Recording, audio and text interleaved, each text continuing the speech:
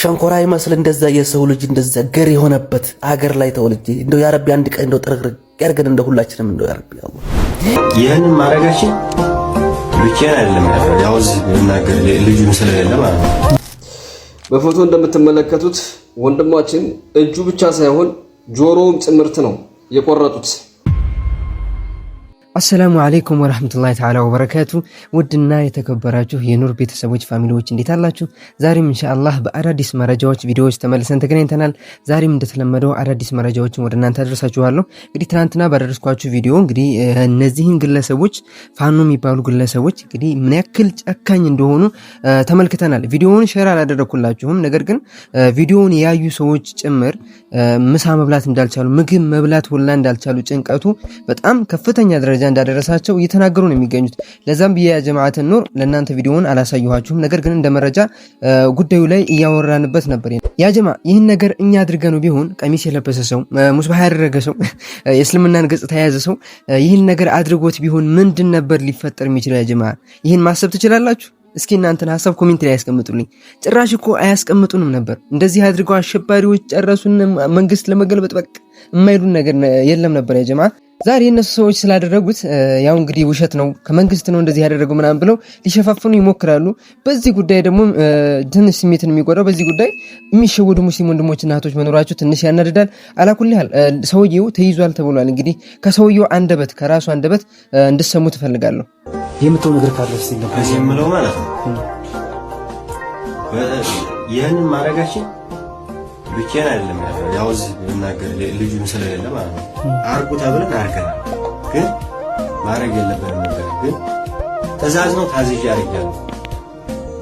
በቃ ፋኖ ላይ ነበር ከዛ በቃ ፋኖ ላይ ያለው ነገር አስጠልቶ ምንጣት ጥሩ ነው እሱ ማረግ ጥሩ ነው።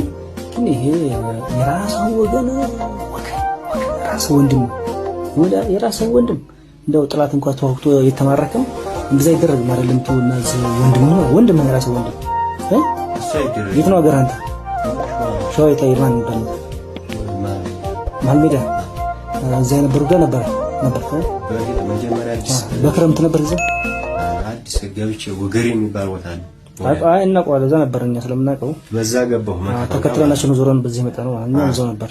ከዛ እርስ በርስ ካሰግድ ጋር ወጋ ነበር እናውቃለን። ተስፋ አንወጋም አሰግድ ጋር አይደለም ደሳቤ ጋር ነው አሰግድ ከመያዝ በፊት አስቡት ያ ጀማ። ይህ ግለሰብ እንግዲህ ከሸዋ ተነስቶ ነው እዚህ ወሎ መጥቶ ይህን ነገር ያደረገው ያ ጀማ። ሰውየው ሙስሊምም ስለሆነ ይመስለኛል ይህን ያክል ጭካኔ የበዛበት ያ ጀማ። ለምን የሙስሊም ጥላቻቸውን እንግዲህ የምታውቁት ነው። የማታውቁ ሰዎች ካላችሁ ደግሞ ይህን ቪዲዮ ተመልከቱና እውነታውን ሀቂያውን መቀበል ትችላላችሁ። ይህ ሰላም አይገዛንም።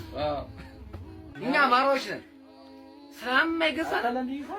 በጣም ትክክለኛ ሰዎች ነን። እኛ የበላይ ዘለቀ ሰዎች ነው እንጂ የማንኛውም ሰዎች አይደለም። እኛ ይሄ አመዳታሽ ነው። አይገዛንም። አንተ ነገር አይገዛንም። አዎ እነዚህ ግለሰቦች 21ኛው ሴንቸሪ መሆኑን ረስተውታል። ያ ጀማ ያሉበት የድንጋይ ዘመን ላይ ያሉ ግለሰቦች ናቸው። ያ ጀማ የሚሄዱበትን ጭካኔ ጫካ ውስጥ እየኖሩ የአውሬ በቃ ከአውሬ እንደውም የከፋ እንደውም አውሬዎች እኮ በስርዓት ገድለው ነው አጥንቱን የሚገነጣጥሉት። ያ ጀማ እነዚህ ግን በሐያት እያለ የሰውን ልጅ እንደዚህ የሚያደርጉ አውሬዎች እንዴት ነው? ይሄ ሙስሊም በመሆን ብቻ አይደለም ያ ጀማ፣ ሰብአዊነት እንኳን ሰው ተሰምቶት ይህን ነገር መጸየፍ መቻል አለበት። ያ ጀማ ምን አይነት ነገር ውስጥ እንደገባን አላውቅም። አላህ ለሀገራችን ሰላም እንዲያመጣ ሁላችሁም ዱዓ እንድታደርጉ አደራ ማለት ፈልጋለሁ። ሸንኮራ ይመስል እንደዛ የሰው ልጅ እንደዛ ገር የሆነበት አገር ላይ ተወልጄ እንደው ያ ረቢ አንድ ቀን እንደው ጥርግርግ ያርገን እንደ ሁላችንም እንደው ያ ረቢ አላህ ያ ረቢ ከሰው ልጅ ውስጥ የወጣ ሰው በሰው ልጅ ላይ እንደዛ አይጨክንም። ምንም ቢሆን ዜጋው ነው። እኔ ማንንም አድርገው ምንም የሚመለከተኝ ነገር የለም። እኔ ብዙ አሰቃቂ ቪዲዮዎችን አይቻለሁ። እንደ ዛሬው ልቤን የነካኝ ቪዲዮ የለም። የማንም ዲቃላ የበረንዳ ልጅ በበረንዳ አድጎ በበረንዳ ተወልዶ እንደዛ አድርጎ የሰው ልጅ ላይ እንደው ወላሂ እኔ ወይኔ የምር ያሳዝናል። ወላሂ ያሳዝናል። በዚህ ልክ ጭካኔ፣ በዚህ ልክ ግፍ ከሰው ጋር አብሮ መኖር የሚያቅሰው ከሰው ጋር ኖሮ የሚያቅሰው እንደዛ ያደርግም። ይሄ እዛ በስካር ተወለደ፣ በስካር ያድጋል፣ በስካር ይሄ ይሰመራል። ከዛ በስካር ነው አንድ የፈለገውን የሚያደርገው። ወይ ወይ ወይ ወይ ወይ ወላሂ ያሳዝናል። ወላሂ በዚህ ልክ እኔ በዚህ ልክ እንጨካከናለን ብዬ አስቤም አላቅም።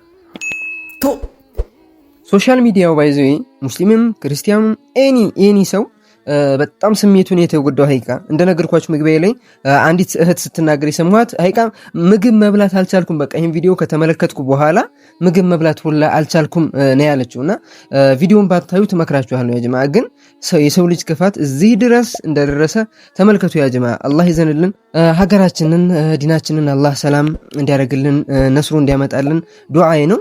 ነገር ግን በሰውየው የደረሰው ግፍ ከእጁም መቁረጥ በላይ ጆሮውንም ጭምር እንደቆረጡት መረጃዎች እየወጡ ነው። እሱን መረጃ እንስማ። በዚህ ወንድማችን ምክንያት ሁላችንም የህመም ሰዓታቶችን አሳልፈናል። በፎቶ እንደምትመለከቱት ወንድማችን እጁ ብቻ ሳይሆን ጆሮውም ጭምርት ነው የቆረጡት። ሁሉም መረጃ እጄ ላይ ስላለ ልንገራችሁ። ይህ ወንድማችን እንዲህ አይነት ድርጊት የተፈጸመበት የዛሬ 5 ወር አካባቢ ነው። ቆራጮቹ ፋኖች ጆሮውን እጁን ከቆረጡት በኋላ ቪዲዮ ቀርጸው አስቀምጠው ነበር። ከ5 ወር በኋላ ከቆራጮቹ መካከል የተወሰኑት ለመንግስት እጃቸውን ይሰጣሉ። እጃቸውን በመስጠታቸው የተናደደው የፋኖ ግሩፕ በስልካቸው ላይ ያለውን ቪዲዮ አውጥተው ይፖስቱበታል ማለት ነው። ምክንያታቸው ደግሞ ለምን እጅ ሰጠ ነበር እያልኳችሁ ያሉት። ይህን ወንድማችንን አግኝቼዋለሁ፣ ቤተሰቦቻቸውንም አግኝቻለሁ። ኖርማሊ እጁ ብቻ ሳይሆን እንደምትመለከቱት ጆሮውንም ነው የተቆረጠው። ቪዲዮ ማየት ከፈለጋችሁ ደግሞ የልጁ ቪዲዮ አለ፣ ግቡና ተመልከቱ ማለት ነው። ከዚህ በዘለለ ህዝብን ለማደናገር ፎቶሾፕ እያሰሩ ይሄንን እያሰራጩት ይገኛሉ። ፎቶሾፕ እንደሆነ ለማወቅ ዘመነን መሃል ላይ ያስቀምጠን በተመሳሳይ ፎቶሾፕ አድርገናል። ተመልከቱት። እንደ መረጃው ከሆነ ልጁንም አቅርበዋለሁ። ፋኖች ከዚህ የበለጠ በግፍ የተሞላበት ቪዲዮ በየስልካቸው እንዳለ ግልጽ ነው ማለት ነው። ወደፊት የምናየው ይሆናል። አመሰግናለሁ። ፎቶዎችን በኤአይ ቀለል አድርገው በኤአይ በማቀናበር አንዳንድ ሰዎችን ሊሸውዱ ይችላሉ። የሚሸውዱ ሰዎች ይኖራሉ። ያ ጀማዓ የኑር ፋሚሊዎች ባይዙይ ተሸውዳላችሁ ብዬ አላስብም። ኤአይ ምን ያክል እንኳን ፎቶሾፕ ይቅርና ቮይስ ኦቨር አድርገው የአብይን ንግግር ወይ ደግሞ የሆነ የኡስታዞቻችን ንግግር አድርገው እንደዚህ ተናገረ ሁላ ሊሉ ይችላሉ ያ ጀማዓ። ስለዚህ ኤአይ በጣም ብዙ ርቀት እየተጓዘ ስለሆነ በኤአይ እንዳትሸወዱ ያ ጀማዓ። እነሱም በዚህ ነገር ሊሸውዱን አይችሉም። እኛን እንዴት ነው ተሸውዳላችሁ? እንዴ ኑር ፋሚሊዎች ሐሳባችሁን እስቲ ኮሜንት ላይ ያስቀምጡልኝ። እርስ በእርስ የሚደረጉ ጦርነቶች መሪዎቻችንን ለከፍተኛ ማዕረግ፣ እኛን ተራውን ህዝብ ደግሞ ማለቂያ ወደ ሌለው ሞት የሚወስዱ ትውልድ ገዳይ መንገዶች ናቸው። ዘ ኮንቨርሴሽን ጃንዋሪ 2025 ባወጣው ሪፖርት ወደ ትምህርት ቤት መሄድ ከነበረባቸው 35 ሚሊዮን ተማሪዎች 9 ሚሊዮን የሚሆኑት በአብዛኛው የጦርነት ቀጠና ከሆኑት ከትግራይ፣ ከአማራና ከኦሮሚያ ክልሎች ትምህርታቸውን መቀጠል አልቻሉ። ይህንን ሕፃን አስታወሳችሁት? በ2016 ማህበረሰቡ ለሞት አውጥቶ የጣለው ልጅ በአንድ በጎ ፈቃደኛ ዴንማርካዊት እርዳታ ዛሬን ማየት ችሏል። ይህች ሴት ሕፃኑን የመርዳት ግዴታ አልነበረባትም። ዛሬ የኛ ግዴታ ለሆኑት ሕፃናት የወንድማማች የእርስ በርስ ጦርነት ፈጥረን መርጠው ባልመጡበት ዓለም ለረሃብ ከፍ ሲሉ ለውትድርናና ለስደት መዳረጋችን ሳያንስ ይኸው አሁን ደግሞ በ7 ዓመት ውስጥ 4ኛ ጦርነታችንን ለማስጀመር ዝግጅት ላይ እንገኛለን። ይህ ማለት በየ2 ዓመቱ አንድ ጦርነት ማለት ነው። መቼ ይሆን የሰላም 5 እና 10 ዓመታት የምናሳልፈው? ሰላም አለይኩም ወራህመቱላሂ ወበረካቱ። እንዴት ዋላችሁ? መስቀለኞች በወራይሉ ደቡብ ወሎ ዞን አማራ ክልል ላይ ያደረጉትን አረመኔያዊ ተግባር አይታችኋል፣ አውግዛችኋል። ከነዚህ አረመኔዎች ሀገራችንን አላህ ይጠብቅልን። እንደውም የትኛው ኃይል ነው እነዚህን አረመኔዎች የሚያጠፋልን የሚል ምኞት ነው ያለኝ። እነዚህ አረመኔዎች እስከሚጠፉ ንጹሃኖች እየተጎዱ ነው። እንግዲህ መስቀለኛ አረመኔዎች የሚያሳዩት ተግባር ወደ ኋላ ታሪክ ስናይ አጼዎቹ እንደዚህ ነበር የሚያደርጉት። አይን በማውጣት አፍንጫን በመቁረጥ እጅና እግር በመቁረጥ ዜጋን ያኮላሹ ነበረ። እንግዲህ የኦርቶዶክስ አጼዎች ኦርቶዶክስ ናት ስልጣን የምትቀባቸው፣ የስልጣን ዘውድ የምትደፋባቸው ኦርቶዶክስ ናት። ለዚች ለቤተ ክርስቲያን ሲባል ሙስሊሙ ማህበረሰብ በዛ የሚልበት አካባቢ ሙስሊሙ ማህበረሰብ ተተኪ ትውልድ አገኘ በሚል ስጋት ብዙ ሆነው ወይም ጎልብተው ይዋጉናል በሚል ፍርሃት የሙስሊሙን ትውልድ እየሄዱ እጅ እግር በመቁረጥ አይን በማውጣት እንደዚህ ያኮላሿቸው ነበር። ሰርተው ምን እንዳይበሉም እንዳይዋጓቸውን ፍርሃት ማለት ነው። አስባችሁታል? ስለዚህ እኔ ይህ መስቀለኛ አረመኔያዊ በዚህ በመረጃ በቪዲዮ በፎቶ መረጃ በሚያዝበት ዘመን እንደዚህ በመተግበሩ የኦርቶዶክስ አጼዎች ኢትዮጵያ ላይ ምን ያክል አረመኔ እንደሰሩ ምን ያክል አረመኔ እንደነበሩ እያሳዩን ነው። አስባችሁታል? ይሄ ነው እንግዲህ ብድር፣ ይሄ ነው የሰራው ግፍ እንደዚህ ሲጋለጥ ማለት ነው። እናም የኦርቶዶክስ አማጽያኖች የኦርቶዶክስ መስቀለኞች በአማራ ክልል እንደዚህ አይነት ግፍ ያደርጋሉ። የፕሮቴስታንት መስቀለኞች ደግሞ በደቡብ ኢትዮጵያ ላይ ሰሞኑን እነ ጃልመሮ በቤንሻንጉል ክልል እስከ 42 የሚደርሱ ንጹሃኖች እርጉዞችንና ህፃናቶችን ገለዋል። እንደሚታወቀው ጃልመሮ የኦነግ ሸኔ መሪ ሲሆን ደቡቡን ለጴንጤ በሚል ነው ወለጋ ላይ መቀመጫውን አድርጎ እዛ አካባቢ ያለው ማህበረሰብ ፕሮቴስታንትን ለማስፋፋት ግዛትን ለማስፋፋት የጴንጤ ግዛትን ለማስፋፋት እየገደለ ያለው ወለጋ ኦሮሚያ ክልል አልበቃው ብሎ ጭራሽ ወደ ቤንሻንጉል ለመስፋፋት ባለው ፍላጎት ቤንሻንጉል ላይ እየገደለ እያስገደለ ነው። በነገራችን ላይ ቤንሻንጉል ላይ ኦነግ ሸኔ ጃልመሮ መተው ሳይሆን የሚገሉትም መተውም ይገላሉ፣ ቅጥረኛ ወታደሮችንም እየገዙ ያስገድላሉ። አስባችሁታል? አገራችን ኢትዮጵያ በ21ኛው ክፍለ ዘመን በሰሜን የኦርቶዶክስ መስቀለኛ በደቡብ የጴንጤ መስቀለኛ እያመሳት ነው። ከነዚህ መስቀለኞች አላህ ይጠብቀን፣ እነዚህ መስቀሎች አላህ ያጥፋቸው ነው የምንለው። ኦርቶዶክስ አንድ የሆኑ ትራዲሽናል ቸርች ናት፣ ያኒ ባህላዊ ቸርች ሆናለች። እንደሚታወቀው ቤተክርስቲያን ለሁለት ስትከፈል የምዕራብና የምስራቅ ብለው ተከፍሏል። የምዕራቡ የካቶሊኮች ናቸው ፈረንጆቹ፣ የምስራቁ ደግሞ ኤዥያን እና መካከለኛው ምስራቅን ይዞ የኦርቶዶክስ ቸርች ስትሆን ይቺ ቸርች ስርወ መንግስት ነበራት። ይህ ስርወ መንግስቷ ቱርክ ላይ ፈራርሷል እና ኢትዮጵያ የዛ ርዝራዥ ናት። አስባችሁታል? ቤዛንታይን ድሮ በብረት ዘመን ከክላሲካል ዘመን ከዲጂታል ዘመን በፊት 100 ዓመታት ሩቅ የነበረች ባህላዊ ቤተክርስቲያን ባህላዊ መንግስት የነበራቸው ናቸው። ያንን ባህላዊ መንግስትና አስተሳሰብ ለመመለስ ነው እንግዲህ አረመኔያዊ ተግባርን እየተገበሩ ያሉት ማለት ነው። ኢትዮጵያ ውስጥ ያሉትን ሁለቱንም መስቀለኞች ማውገዝ አለብን።